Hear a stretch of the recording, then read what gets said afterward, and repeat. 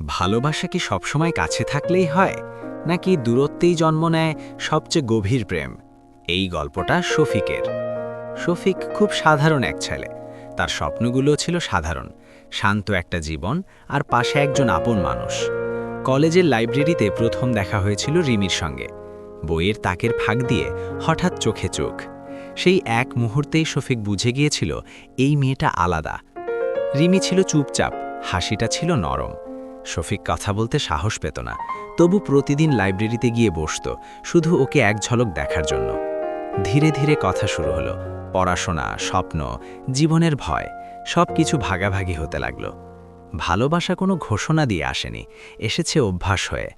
কিন্তু জীবন সহজ ছিল না। পড়াশোনা শেষ হতেই শফিককে কাজে বেরোতে হলো দূরের শহরে। সময় আর দূরত্ব ওদের মাঝে দেয়াল তুলল, কথা কমে গেল, ভুল বোঝাবুঝি বাড়ল। একদিন রিমি শুধু বলেছিল, তুমি কি আগের মতো আছো? এই প্রশ্নটাই শফিককে ভেঙে দিয়েছিল। অনেক রাত সে ঘুমোতে পারেনি। বুঝেছিল ভালোবাসা ধরে রাখতে হলে শুধু ভালোবাসলেই হয় না, সময়ও দিতে হয়। একদিন হঠাৎ সব কাজ ফেলে সে ফিরে এলো।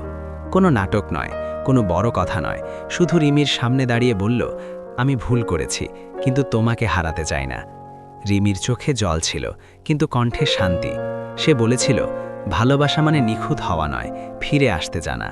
সেই মুহূর্তে শফিক বুঝল, প্রেম মানে জেতা নয়, পাশে থাকা। সন্ধ্যার আলোয় দুজন পাশাপাশি হাঁটছিল, কোনো প্রতিশ্রুতি নয়, শুধু একসাথে থাকার নীরব অঙ্গীকার। শেষ কথা, ভাঙা হৃদয় থেকে প্রেমের জন্ম হওয়া এই গল্পটা যদি শফিকের ভিন্নধর্মী প্রেমের গল্পটা ভালো লেগে থাকে, তাহলে অবশ্যই লাইক দাও, সাবস্ক্রাইব করো, আর এমন আরও হৃদয় ছোঁয়া গল্প পেতে আমাদের সাথেই থাকো।